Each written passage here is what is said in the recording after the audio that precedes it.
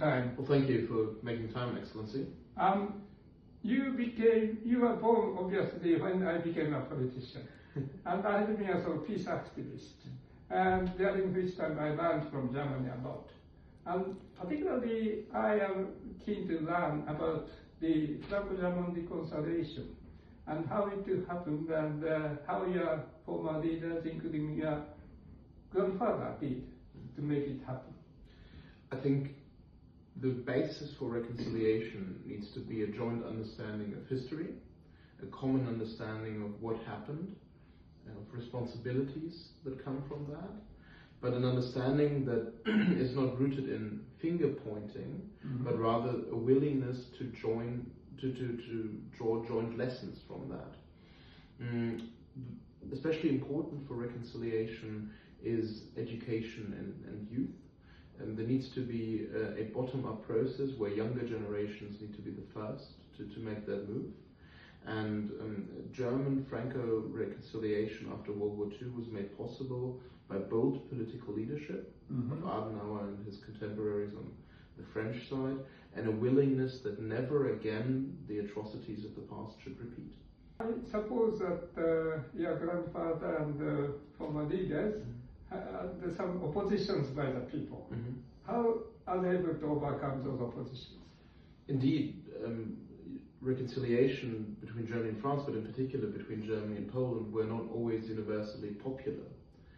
But in the long term, they have become very popular. It was something that at the beginning, the joint understanding of history and of responsibility, particularly Germany's responsibility for what happened during World War II, was something that a society needed to be confronted with.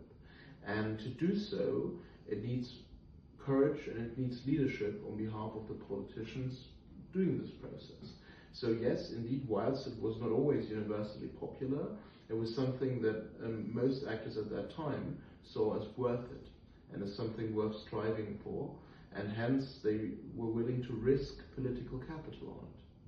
In Japan, those who deal with history issues and reconciliation can be criticized as non-Japanese or non-national values. How you deal with this kind of argument? Well, I think confronting one's history and pursuing reconciliation should not be a source of shame, but a source of pride for society. To be open about one's mistakes does not show weakness, but is indeed a source of strength.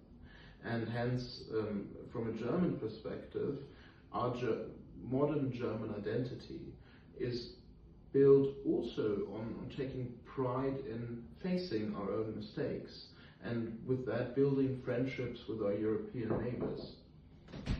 Japan, South Korea and China started making common history books, but it didn't last. Tell us how this kind of efforts can last.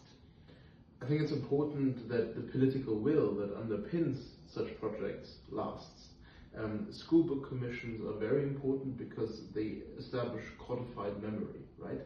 With a school book, I shape what a society believes about its own history in the long run.